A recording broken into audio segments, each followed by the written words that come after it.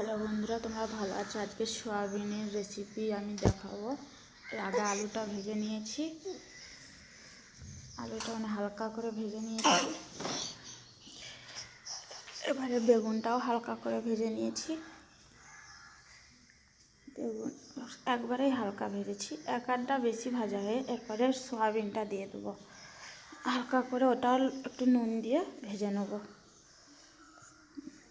দেখো, সয়াবিন আলু বেগুনের রেসিপি আজকে এটা রাতের লেগে।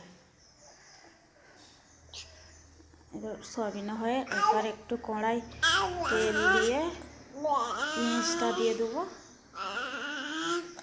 হালকা করে। পেঁয়াজটাও ভেজে এতে আদা রসুন পেস্ট করা ওটা দিয়ে দেবো হালকা করে ভেজে নিয়ে। টমেটো আর কাঁচা মরিচের মিক্সচারে পেস্ট করা ওটা দিয়ে দেবো। রসুন, হলুদ গুঁড়ো, লঙ্কা গুঁড়ো আর জিরে গুঁড়োটা দিয়ে কষিয়ে একটু আলুটা দিয়ে দেবো। আলুটা কষে তারপর দেখো হয়েছে, কালারটা দেখো কেমন হয়েছে। এবার হালকা করে পানি দিয়ে ফুটিয়ে নেবো। এর উপরে বেগুনটা আর কাঁচা মরিচ আর পরে ধনিয়া পাতাটা দিয়ে দেবো, দিয়ে চাপা দিয়ে হয়েছে। কেমন হয়েছে কমেন্ট